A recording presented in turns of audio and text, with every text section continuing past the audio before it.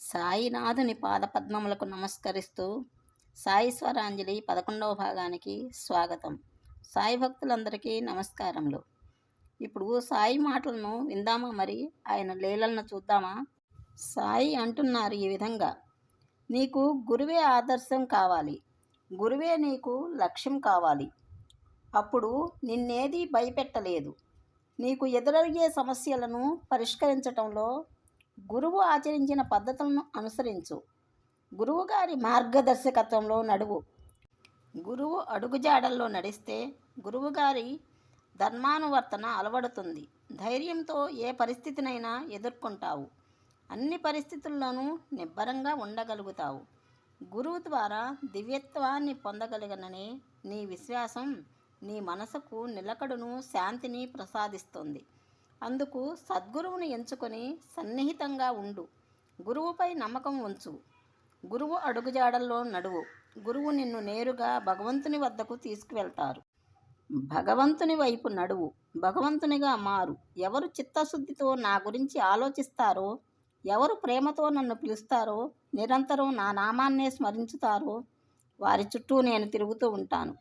నిన్ను ఆ దిశగా మరింతగా ప్రోత్సహించటానికి, నీకు మరింత చక్కటి భక్తినిచ్చి ఆశీర్వదించటానికి నేను సదా సిద్ధంగా ఉంటాను. సర్వోత్కృష్టమైన నీ లక్ష్యాన్ని సాధించు. భగవంతుని వైపు నడువు. భగవంతునిగా పరివర్తన చెందు. మితభాషిగా ఉండు. మృదువుగా మాట్లాడు. దుష్టులకు దూరంగా ఉండు. సదా మంచి పనులు చేస్తూ ఉండు. బాధలోనూ మందహాసాన్ని వేడకు. సదా నా గురించే ఆలోచించు. సదా నా నామాన్నే స్మరించు. సులభంగా క్షమించటం నేర్చుకో. నాపై విశ్వాసం అంతకంతకు పెంచుకో. నా అడుగుజాడలను అనుసరించు. పూర్ణ హృదయంతో నన్ను ప్రేమించు. నన్ను ప్రేమించే వారితోనే ఉండు. నువ్వు ఎన్నుకునే సాంగత్యమే నీ భవిష్యత్తును నిర్ణయిస్తుందని తెలుసుకో. ఎవరైతే వారి అంత్యదశలో నన్ను గుర్తుంచుకుంటారో వారే నన్ను చేరతారు. ఎవరు అంత్యకాలంలో దేనిని తలుచుకుంటారో దానినే వారు పొందుతారు. అంత్యకాలంలో మనం మంచి ఆలోచనలనే మనసులో ఉంచుకోగలము అనటానికి లేదు. ఆ సమయంలో అనేక మంది అనేక కారణాల వల్ల భయపడిపోతూ ఉంటారు.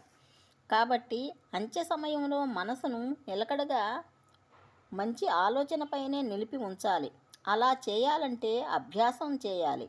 భగవంతుని ధ్యానిస్తూ ఎల్లప్పుడూ భగవంతుని నామస్మరణే చేస్తే మరణకాలంలో గాబరా పడకుండా ఉండగలము. భక్తులు యోగులకు సర్వస్య శరణాగతి చేస్తారు. సర్వజ్ఞులైన యోగులు దారి చూపి అంత్యకాలంలో సహాయం చేస్తారని శిష్యుల యొక్క నమ్మకం. నీ పోరాటం ఇప్పుడే ఆరంభమైంది. నువ్వు ఆహ్వానిస్తే ఈ రణరంగంలో నీకు సారథిని అవుతాను. నీ శత్రువులను జయించే మార్గాన్ని చూపించడానికే నేనున్నాను. వారిని శాశ్వతంగా అదుపులో ఉంచే ఉపాయం చెబుతాను. నీ శత్రువులను నువ్వు జయించాలంటే వారి తాత్కాలిక ప్రలోభాలకు లొంగకుండా ఉండాలన్నా నీ సంకల్పంలోనే ఉంది. ఆ సంకల్పం నీలో గట్టిగా ఉంటే నీ శత్రువులు తక్షణం బలహీనమవుతారు. నీ ఆత్మ శక్తివంతమవుతుంది. నేను నిన్ను విజయం వైపు నడిపిస్తాను. నీ శత్రువులు నీలోని ఇంద్రియాలే. నువ్వు నన్ను శంకిస్తే కనుక నీలో చెలరేగే కోరికల అలజడిలోనే నువ్వు బుగ్గి అవుతావు. నన్ను పరిహసిస్తే జీవితాంతం అయోమయమే మిగులుతుంది. గురువు నీ జీవితంలోకి ప్రవేశించే తీరు విచిత్రంగా ఉంటుంది. కొందరి జీవితాల్లోకి తలచినదే తడవుగా గురువు తనే ముందుగా వస్తారు. తన రూపంతో ఆకర్షిస్తారు. తన బోధనలతో మంత్రముగ్ధుణ్ణి చేస్తారు. భగవంతుని చేరే మార్గాన్ని తానే ముందుండి చూపిస్తారు. గురువుపై ప్రేమ విశ్వాసాలను పెంచుకో. గురువు అడుగుజాడల్లో నడు. అలా ప్రయాణిస్తుంటే నీ ఎదుట ఉన్న గురువే భగవంతుడని నువ్వు అతని ప్రతిరూపానివని గ్రహిస్తావు. నువ్వు భగవంతుడివే. నీలో మాదిరిగానే ఇతరుల పరిశుద్ధతను అనుసరించి గురువు ఇతరుల జీవితాల్లోకి ప్రవేశిస్తారు. భగవంతుడే గురువు రూపంలో అందరి వద్దకు వెళతారు. నీ ముందు నిల్చున్నట్టే అందరి ముందు నిల్చుంటారు. నీలో ఉండి పలుకుతున్నట్టే పలుకుతారు. నిన్ను ఆశీర్వదించినట్లే అందరినీ ఆశీర్వదిస్తారు. గురువు నీ వెంట ఉంటే నీకు సర్వం సులభం అవుతుంది. భగవంతుని కోసం చేసే అన్వేషణ ఫలిస్తుంది. నీ హృదయ ఫలకంపై లిఖితమైన బోధనలు నీలో జ్ఞానజ్యోతిని వెలిగిస్తాయి. ఏ ప్రేమ కోసమైతే నువ్వు ఇన్నాళ్ళు ఎదురు చూశావో అదే ప్రేమ గురువు రూపంలో నిన్ను కనుగొంటుంది. అప్పుడు నువ్వే గురువు అవుతావు. ఆ తర్వాత నీవే భగవంతుడి అవుతావు. జీవితంలో శాంతిని పొందాలంటే నిర్భయంగా ఉండాలి. భయాన్ని వదిలించుకోవాలంటే సత్యాన్ని తెలుసుకోవాలి. సత్యం ఒక్కటే మన అజ్ఞానాన్ని పోగొట్టే వెలుగు దివ్య. అప్పుడే పుట్టిన శిశువులా నా దగ్గరకు రా. నన్ను నీ తల్లిగా స్వీకరించు. విద్యార్థిలా నా నుంచి నేర్చుకో. జీవితానికి ఆవల ఉన్న మరో ఆధ్యాత్మిక అంతరంగాన్ని వీక్షించు. ఆ వీక్షణలోని మాధుర్యమే నిన్ను నన్నుగా మారుస్తుంది. ప్రతి పని సకాలంలో నిర్వహించాలి. సమయపాలన పాటించేవారంటే నాకిష్టం. వారినే నేను మెచ్చుకుంటాను.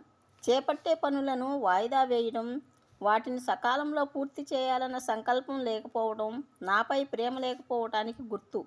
ఏ పనైనా త్వరగా ముగించేయాలని కూడా భావించకు. అంటే ఏదో ఒత్తిడి వల్ల ఆ పనిని త్వరగా ముగించేయాలని అనుకుంటున్నావన్నమాట.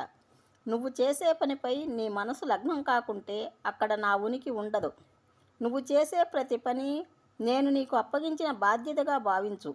దానిని శ్రద్ధతో స్వీకరించు. పూర్తి కర్తవ్య భావంతో నిర్వహించు. పూర్ణ ప్రేమ భావంతో ఆ పనిపై దృష్టి పెట్టు. ఏమాత్రం ఆలస్యం చేయకుండా ఆ పనిని నిర్వర్తించు. నువ్వు ఏదైనా ఇబ్బందుల్లో ఉంటే నేనెప్పుడైనా జాప్యం చేశానా? పిలిస్తే తక్షణమే పలుకుతాను. నీ బాధల నుంచి నిన్ను రక్షిస్తాను. నువ్వు చేసే పనులపై కూడా నేను నీ పట్ల స్పందిస్తున్నట్లే స్పందించు. అర్థం లేని కోరికలు, అనవసర వ్యామోహాలు, తాత్కాలిక అవసరాల కోసం నన్ను ప్రార్థించి మీలోని శక్తుల్ని నిర్వీర్యం, నిష్ప్రయోజనం చేసుకోకూడదు. కోరికలు అతిగా ఆశించటం అనే భ్రమల నుంచి బయటపడితేనే మీకు కావలసిందేంటో తెలుస్తుంది. భగవంతుడి నుంచి మనం నిత్యము, శాశ్వతము, శ్రేయస్కరమైన వాటినే కోరుకోవాలి. వాటిని ప్రసాదించమనే వేడుకోవాలి. అలా కోరుకోగల స్థితిని సంపాదించాలంటే ముందు మనసులో సత్యం, శివం, సుందరమైన సాయి దివ్య రూపాన్ని ప్రతిష్ఠించుకోవాలి. సాయినాథుడు ఆచరించి మనకు ఇచ్చిన ఈ వాక్యాలను మనము ఆచరించుదాం. మన మార్గాన్ని మార్చుకుందాం. గురుకృపయ పొందుదాం. Thank you for watching. మీకు స్వరాంజలి వీడియోలు నచ్చినట్లయితే లైక్ చేసి షేర్ చేయండి. సబ్స్క్రైబ్ చేసుకోండి.